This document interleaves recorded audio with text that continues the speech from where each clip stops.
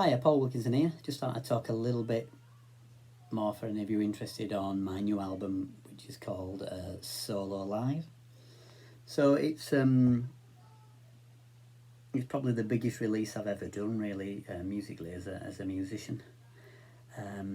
The last sort of 3 or 4 years, I've been trying to record every live piano concert.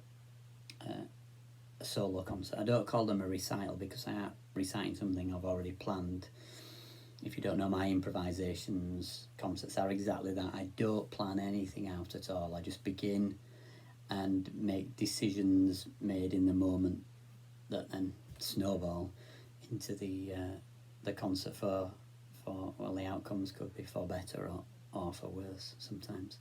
But I'm trying to play the things I don't know. You know, when you're at school, you realise that, you get a pat on the back for giving the teacher the answers that they've already written down and prescribed.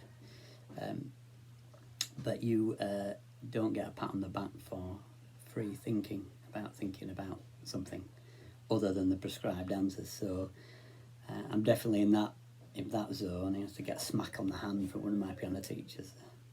But I carried on the road least travelled because that's the road that many of us should travel. So yeah, these concerts is a really special thing, and with this current situation that we are in at the moment, and the possibility of not what the situation would be like to perform again in the future and how long that would be, that makes it even more a special release for me to share with you. So yes, recorded over various venues. Some of the venues didn't make it because the pianos weren't good enough. In one instance, the recording unit that I used went faulty, so I would have loved to have shared that some of that concert with you, but unfortunately I couldn't. So it's in here and it's out there somewhere, but I couldn't share that with you for various reasons due to the breakdown of the recording unit. As I say, other venues, just the pianos weren't up to scratch, but the music was great, but I couldn't share that with you just to the inferior quality of the piano. So we've worked really hard to try and polish some of these pianos if they are a little bit inferior to the others, although they're all fairly good. So there's 12 improvisations, 12 different moods, 12 different pianos, 12 different me's, because they're all different venues, and sometimes you turn it to a venue wanting to give your best, and no matter what happens, you just can't get out of the quagmire of mud that you're in, and you're trying to share something special. Although, mate, I'm the most critical listener of all. So there was a certain concert. So, for example, there is one of the pieces from Wakefield on here, which was the encore. I didn't have the greatest of setups. The people at that venue were not maybe as welcoming as I would have expected, and other venues were so welcoming. So this is the featured on the CD is Wakefield. It's the encore. It's the last piece. Everybody clapped a lot.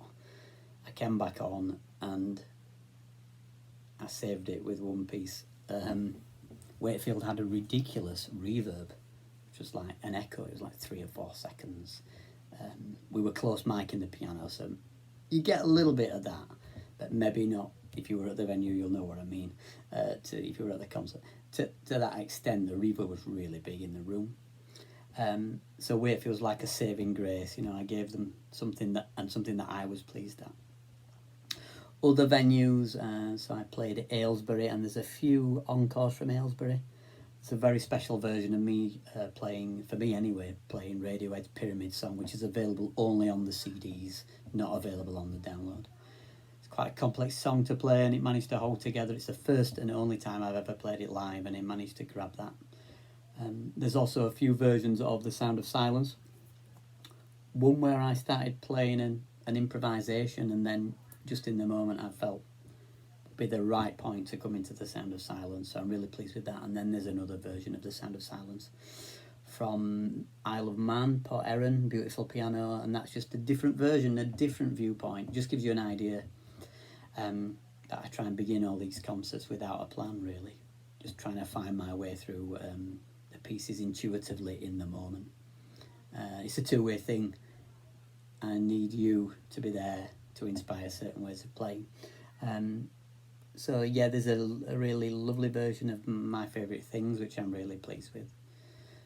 So you probably can't perceive that although this may be a couple of hours of piano music, I had to listen 12, 14, 15 hours of piano music.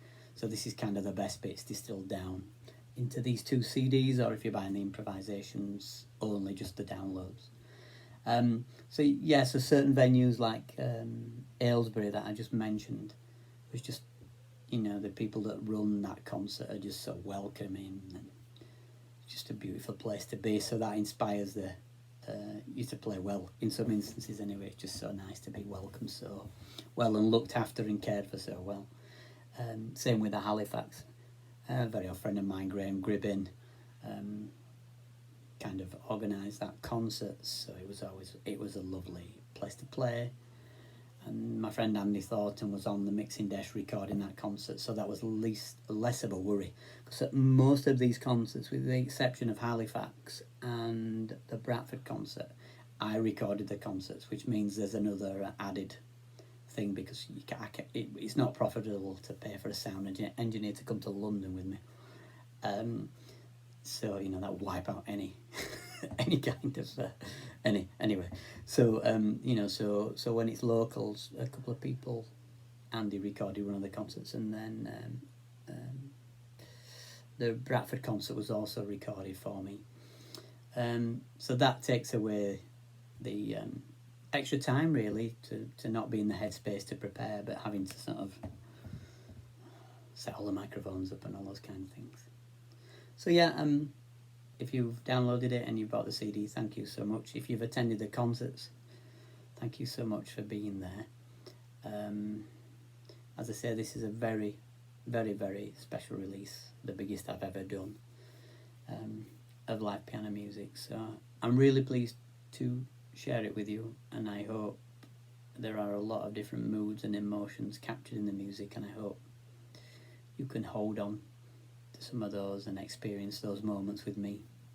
And if you're at the concerts, you may want to take this as a little souvenir for being at them. So anyway, thanks for watching. I've gone on long enough. Solo Live is out now. The link is below, the download link. If there's any CDs left, I don't know if there will be, the link's down there for that as well. Thanks for watching, and take care of yourselves.